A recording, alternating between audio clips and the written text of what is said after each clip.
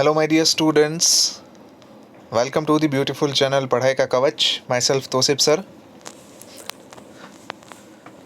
Students, today we are going to discuss about unit number 7, conservation of plants and forest.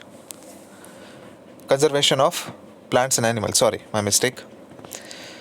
So as you know, students, in our previous sessions we have discussed about red data book, endangered animals, and about migrations.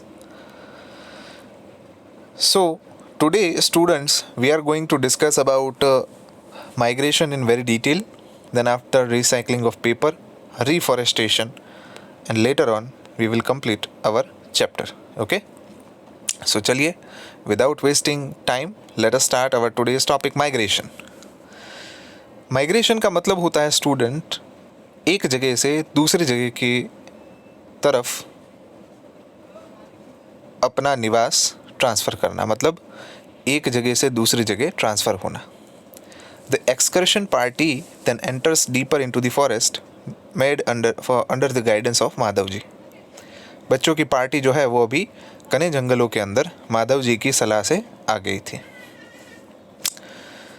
They sit near the Tawa reservoir to relax for some time.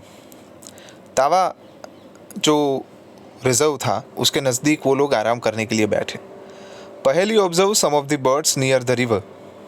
पहेली ने कुछ पक्षियों को वहाँ पर देखा. Some of the birds near the river Madhav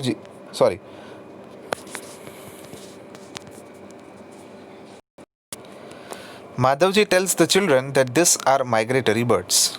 उन पक्षियों की तरफ इशारा करते हुए माधव जी ने कहा कि ये माइग्रेटरी बर्ड्स हैं. This birds have flown here from other parts of the world. Madhav ji ने एक चीज़ और भी कही कि ये पक्षी जो है वो दुनिया के अलग अलग भागों में से उड़ के यहाँ पे आते हैं. But students, why there is a need to fly that much distance just for living couple of months. यानी कि 1-2 महीने से लेकर 3 महीने तक सिर्फ यहाँ पे रहने के लिए ये बर्ड्स क्यों आते हैं? What is the problem at their original residence. वहाँ पे जहाँ पे ये बर्ड्स रहते हैं वहाँ पे उनको क्या दिक्कत आती है? Let us try to understand. Migratory birds fly to far away areas every year during a particular time because of climatic changes. जो माइग्रेटरी बर्ड्स होते हैं वो इन दूर दराज के विस्तार के अंदर हर साल उड़ के कोई एक स्पेसिफिक समय के ऊपर आते हैं, क्योंकि जहाँ पे वो ओरिजिनली रह रहे होते हैं वहाँ पे क्लाइमेटिक चेंज के कारण, क्लाइमेट यानी कि वहाँ के वातावरण के अंदर बहुत ही ड्रास्टिक चेंज आता है. Suppose take example of a Siberian crane which is flown from Siberia to the Indian lakes. Siberia यानी कि रशिया के अंदर आया हुआ सबसे सर्द प्रदेश, कि जहाँ पे कड़ाके की ठंड पड़ती है. -40 से लेके 50 तक टेम्परेचर चला जाता है. और ऐसी सर्दियों के अंदर हमें मालूम है कि ना तो पक्षी, ना तो कोई एनिमल्स और ना ही इंसान जो है अपना जीवन बिता सकते हैं. So because of that drastic climatic change that Siberian crane birds are traveling from Siberia to the India in the winter sessions. They fly for laying eggs as the weather in their natural habitat becomes very cold and inhospitable, as I already told you. Birds who cover long distance to reach another land are known as migratory birds. पक्षी कि जो इतना ज़्यादा फासला तय करके दूसरे ज़मीन के प्रदेश के अंदर आते हैं उन पक्षियों को माइग्रेटरी बर्ड्स कहा जाता है. So this is students all about migratory birds. Let us understand about recycling of paper. Professor Ahmed draws attention of the children to another cause of deforestation. Professor Ahmad जो थे उन्होंने बच्चों को अब समझाना शुरू किया कि डिफॉरेस्टेशन यानी कि जंगलों के विनाश का कारण क्या है.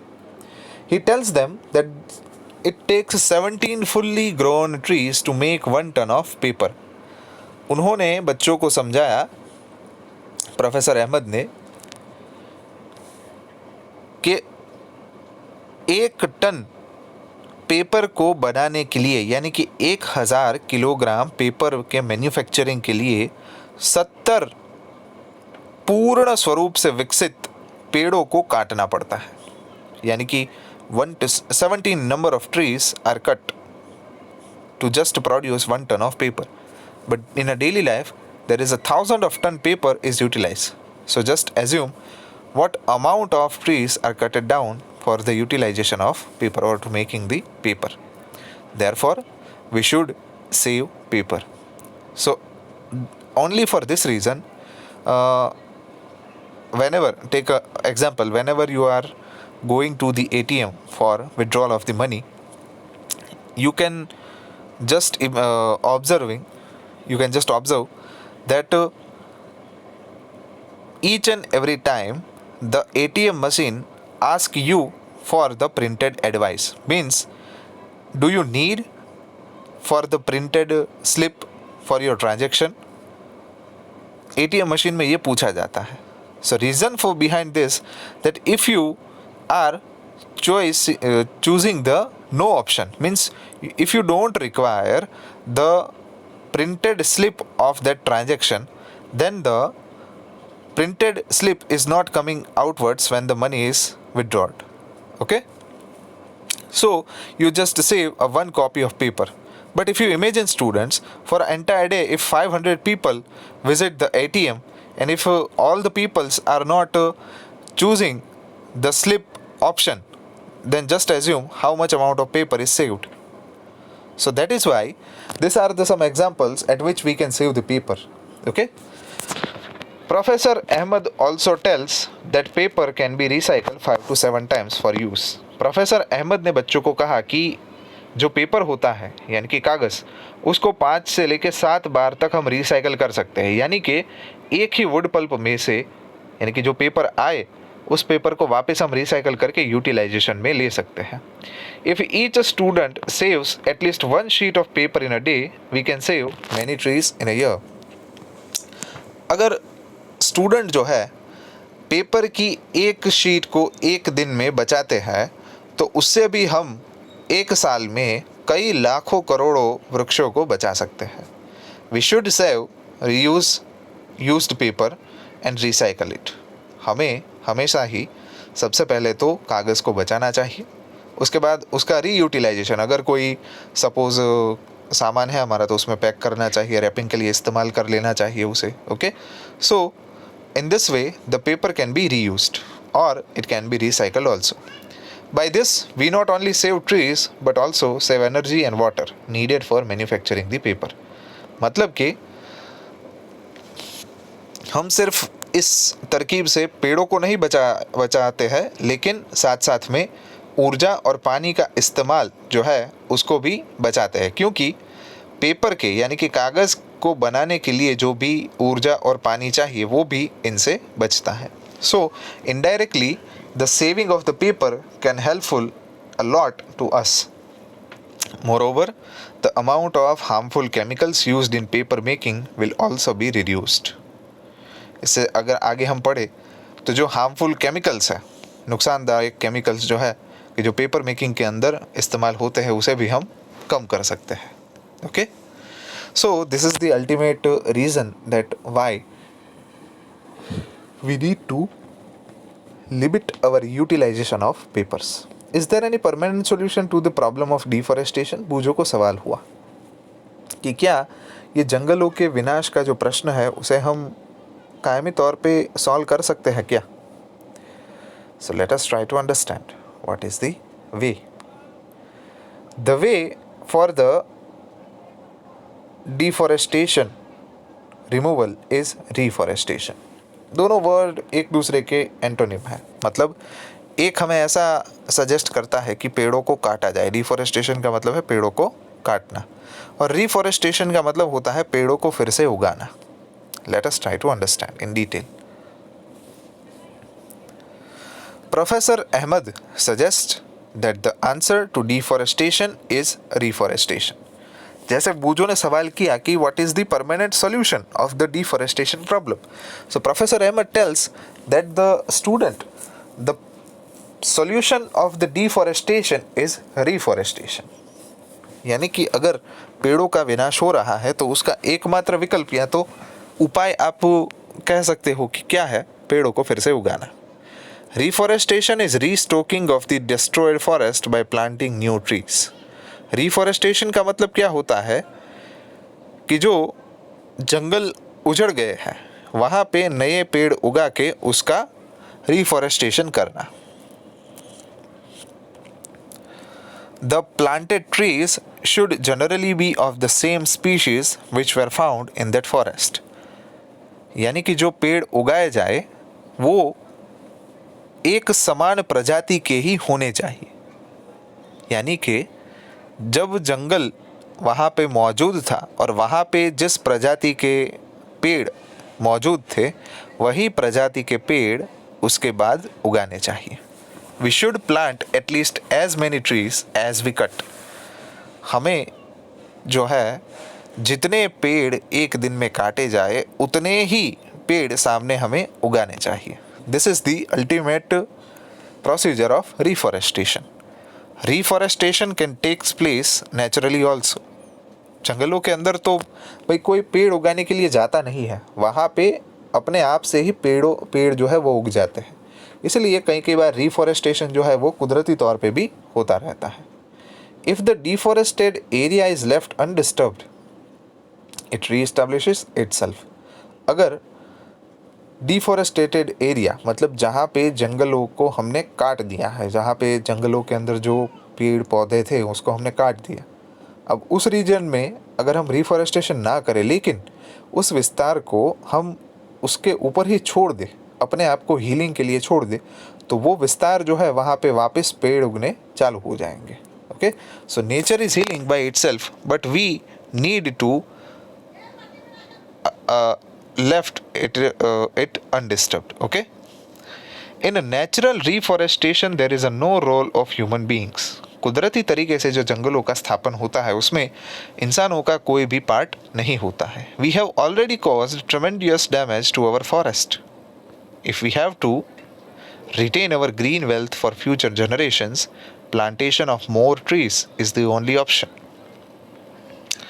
हमने पहले से ही हमारी प्रकृति को और हमारे जंगलों को काफ़ी नुकसान पहुंचाया है, लेकिन अगर हमें हमारी ये जो ग्रीन वेल्थ यानी कि हमारी हरी संपदा जो है उसको हमारी भावी पीढ़ी के लिए अगर बचा के रखना है तो हमें ज़्यादा से ज़्यादा पेड़ों को बोना चाहिए और यही एकमात्र हमारे लिए विकल्प मौजूद है अभी तो.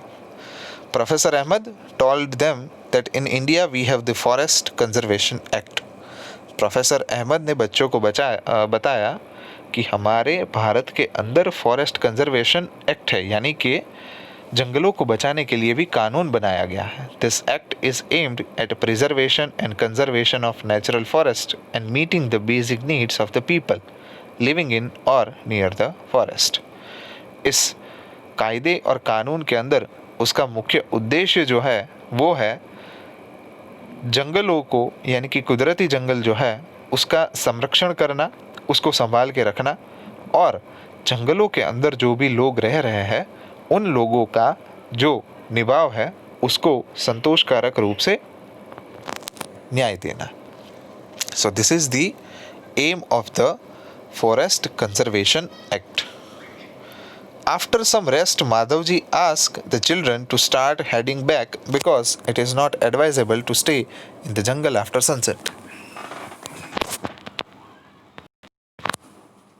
कुछ देर बाद आराम करने के बाद माधव जी ने सभी बच्चों को पीछे मुड़ने के लिए कहा, वापस जाने के लिए कहा, क्योंकि जंगल में रात को ठहरना बहुत खतरे से खाली नहीं होता. So it is advisable to not to stay inside the jungle after sunset. On getting back, Professor Ahmed and the children thanks Madhavji for guiding them through this exciting experience.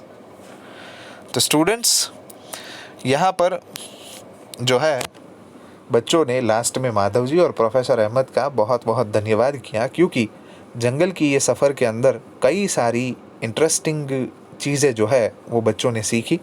Reforestation है, deforestation के बारे में, what are the consequences of the deforestation यानी कि जंगलों के विनाश से क्या ख़राब परिणाम आ सकते हैं. रेड डेटा बुक के बारे में जाना, endangered species, wild life centuries, national parks और बायोस्फीयर रिजर्व के बारे में जाना. उसके बाद वाइल्ड लाइफ एनिमल्स जो है उनका एक्सटिंक्शन जो होता जा रहा है उसको बचाने के लिए क्या क्या स्टेप्स लिए जा सकते हैं उसके बारे में समझा। कई सारी चीज़ें जो है वो चैप्टर के अंदर एक टूर के फॉर्म में हमें समझाई गई है, ठीक है। और बड़ा ही जंगलों का महत्व जो है वो हमें यहाँ पे समझाया गया है, ठीक है। सो आई होप कि स्टूडेंट्स आप सभी लोगों ने इन सारी चीज़ों के ऊपर अच्छे से ध्यान दिया होगा और इन सभी चीज़ों को अच्छे से समझा होगा, ठीक है। तो आज हम यहाँ तक रखते हैं हमारा सेशन जो है। लास्ट में जब एक छोटी सी चीज़ डिस्कस करनी रह गई थी, NCERT की बुक्स में चैप्टर के एंड होने के बाद यहाँ पे दो चीज़ें दी जाती है, एक होते हैं कीवर्ड्स और दूसरे होता है व्हाट यू हैव लर्नड। तो स्टूडेंट्स खास करके नए शब्द जानने की जिनको बहुत ही इच्छा होती है, यानी कि जो लोग क्यूरियस होते हैं, तो वो लोग इन सभी शब्दों की एक लिस्ट बना के रखें, या तो इसके ऊपर एक प्रोजेक्ट भी बना सकते हो कि अलग अलग जो वर्ड्स हम सुनते हैं जो कि नॉर्मल लाइफ में हम नहीं बोलते लेकिन कोई नए शब्द हैं, जैसे कि बायोस्फीयर रिजर्व है, डिफॉरेस्टेशन है, फौना, फ्लोरा, माइग्रेटरी बर्ड्स, तो इन सारे शब्दों का मतलब भी हमें समझना होता है, ठीक है। उसके बाद है यहाँ पे व्हाट यू हैव लर्नड, यानी कि हमने क्या समझा इस चैप्टर के अंदर। तो एक स्टूडेंट समझ लो कि पूरे चैप्टर का कंक्लूजन जो है वो बहुत ही शॉर्ट में यहाँ पे दिया गया है, यानी कि अगर आपको चैप्टर कभी भी सुपरलेटिव रीडिंग करना हो, यानी कि ऊपर ऊपर से रीडिंग करना हो, तो आप सिर्फ अगर ये पढ़ लो इतने पॉइंट्स, तो आपको भी इसमें से जानकारी इनफ तरीके से मिल जाएगी, ठीक है। So that's it student. Next lecture के अंदर हम जो है इसकी एक्सरसाइज के बारे में डिस्कशन करके चैप्टर को ख़त्म करेंगे। Thank you.